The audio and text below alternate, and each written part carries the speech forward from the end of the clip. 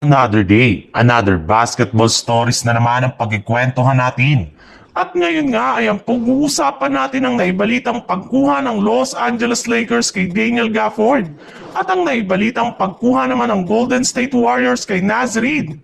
Mismong si Daniel Gafford na nga ang nagsabi na seryoso na nga daw talaga siya sa pag-request nito ng trade sa Dallas Mavericks ngayong off-season dahil gusto na nga daw po nito na magkaroon ng mas malaking kontrata at makasama muli sa iisang team ang kanyang ka-teammate na si Luka Doncic sa Los Angeles Lakers.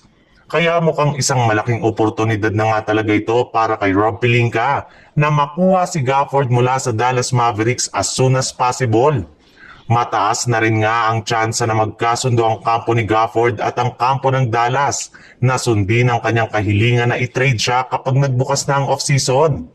Kailangan na lang talaga naman ng Lakers ngayon na mag-offer sa Mavs ng trade package na binubuo ng kanilang mga players na sina Gabe Vincent, Dalton Kenick at isang future draft pick upang matuloy lamang nila ang pagkuha kay Gafford ngayong off-season.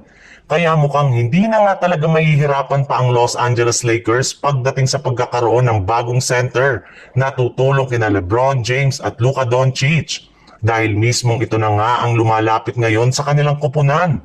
Nangangailangan rin naman nga po ngayon ng Mavericks ng bagong guard at shooter kaya sigurado na babagay ang playing style ni Gabe Vincent at Dalton Kenick sa Dallas Mavericks. Ibalita ko na sa inyo na isa nga sa mga naging kahinaan ngayong season ng Golden State Warriors ay ang kanilang frontcourt sa kakulangan nila ng maaasahan na big man na siyang rason bakit sila gumagamit pa rin ng small ball rotation na tuluyan ang na-checkmate ng kanilang kalaban.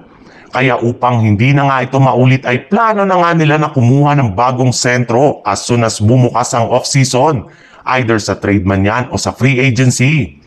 Puro mga role player na sentro na lang naman nga ang maaari nilang makuha lalong-lalo na sa free agency since marami nga dito ang inaasang maging unrestricted free agent. Kagaya na lang na Miles Turner ng Indiana Pacers at maging si Naz Reid mula sa Minnesota Timberwolves. Pero sa dalawang ito ay si Naz Reid lang naman nga ang meron silang mas malaking tsansa na makuha dahil inaasahan nga na gagawa ang Minnesota Timberwolves ng isang malaking move o trade ngayong off-season kumpara sa Indiana Pacers. Nag-average rin naman nga ngayong season si Reid ng 14.2 points, 6 rebounds at 2.3 assists per game sa kanilang 46.2% shooting na siguradong babagay sa mabilis na playing style ng Golden State Warriors.